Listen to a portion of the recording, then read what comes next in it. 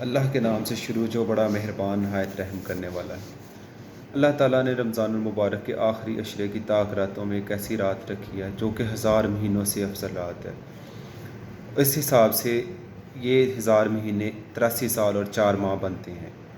نبی پاک صلی اللہ علیہ وسلم صحابہ کو بتا رہے تھے کہ ایک بنی اسرائیل میں ایک شخص تھا جس نے 1000 سال جو ہے وہ جہاد کیا، تو صحابہ کرام کو یہ سنتے ہوئے بہت اس کے اوپر رشک آیا۔ تو اس رشک کو دیکھتے ہوئے اللہ تعالیٰ نے جو ہماری نبی صلی اللہ علیہ وسلم کی امت ہے اس کے لیے لیلۃ القدر کی رات رکھی ہے۔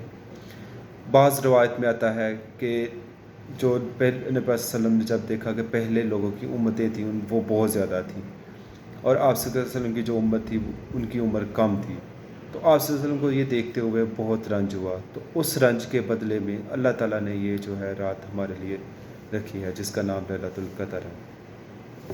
حضرت عبادہ بن صامت سے مری ہوئی ہے، انہوں نے عرض کیا یا رسول اللہ علیہ وسلم شب قدر کے بارے میں بتائیں، تو آپ صلی اللہ علیہ وسلم نے فرمایا رمضان کے آخری عشرے میں ہوتی ہے، آخری عشرے کی طاق راتوں میں تلاش ہو۔ بے شک یہ رات طاق راتوں یعنی 21ویں 23ویں 25ویں 27ویں اور 29ویں رات میں سے کوئی ایک رات ہے۔ جو بندہ اس میں ایمان اور ثواب کی نیت سے قیام کرے گا اس کے اگلے اور پچھلے گناہ بخش دیے جائیں گے۔ حضرت عائشہ رضی اللہ تعالیٰ عنہ سے مروی ہیں، فرماتی ہیں میں نے عرض کیا یا رسول اللہ صلی اللہ علیہ وآلہ وسلم اگر میں شب قدر معلوم ہو جائے اگر مجھے تو اس میں کیا دعا مانگوں؟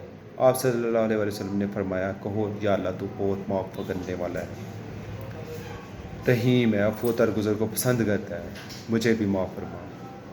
تو آپ لوگوں سے درخواست ہے جو اگر آپ اس رات کو پالیں تو زیادہ سے زیادہ دعائیں مانگیں، بخشش مغفرت مانگیں اور ہمیں بھی اس دعاؤں میں یاد رکھیے۔